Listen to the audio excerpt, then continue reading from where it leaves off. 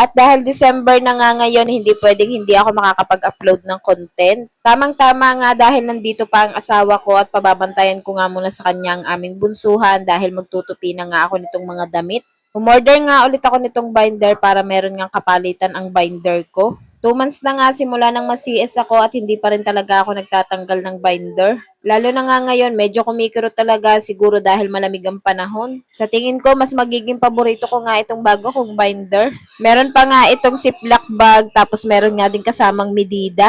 May mga nagko-comment nga sa post ko na hindi nga daw sila nagbabinder kahit CS sila. Pero ako talaga hindi ko kayang walang binder, lalo na ngayon nakasanayan ko na talagang mag-binder at para talagang may malalaglag sa akin kapag hindi nga ako nagsusuot ng binder. Kahit nga sa pagtulog at kumakain ako ay talagang naka-binder ako. At inaalis ko nga lang kapag maliligo na ako. Eto nga at nagsimula na ako magtiklop ng mga damit namin at madali ang tiklop na nga yan at hindi ko na nga binabaligtad. Tapos maya-maya lang umalis na nga din ang asawa ko at pumasok na sa trabaho. Eto namang baby namin ay umiyak na nga kaya ito at kinarga ko muna. Hindi ko nga siya napaliguan ngayon dahil malamig nga at umuulan dito sa amin. Umiiyak nga lang yan kapag inaantok na o kaya kapag gustong dumede. At dahil magtutumans pa nga lang siya ay mas mahaba nga ang tulog niya kaysa kapag gising siya. Kaya kapag ganitong edad pa nga lang ang baby ay makakakilos pa sa bahay dahil palagi nga silang tulog. Pero kailangan pa din mabilis ang kilos dahil anytime pwede silang magising at umiyak at humingi ng dede. Gusto nga ng asawa ko na ibili ng duyan ay sabi ko nga bakit pa bibili meron namang ganitong rocking chair. Dahil para din naman tong duyan dahil nagbabounce nga ito at para na ding inuubi si baby.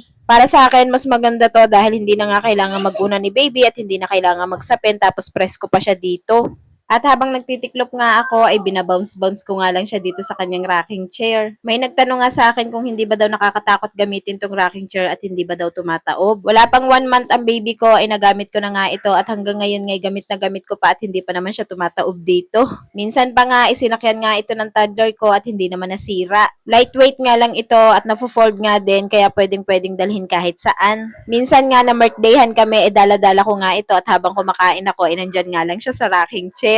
Tapos eto nga habang nasa rocking chair lang itong aming bunsuhan ay nakatapos na nga ako sa pagtutupi ng mga damit. Ilang araw nga din itong natenga dito sa crib at ngayon ko nga lang natupi. Ang routine ko nga dati kapag naglalaba ako every 2 days tapos tinutupi ko din ang mga damit namin kapag natuyo na. Kaya hindi talaga kami natatambakan ng labahin dahil every 2 days nga naglalaba ka agad ako. Gusto ko na nga sanang maglaba kaso nga lang natatakot ako dahil ang dami ko ngang nababasa at napapanood na kahit wala daw silang ginagawa ay bumuka nga daw ang tahi nila. Para sa mga CS ma'am na kagaya ko, ilang months ba bago kayo naglaban ng mga damit nyo? Pampalakas loob lang para magawa ko na din ang mga routine ko na hindi natatakot.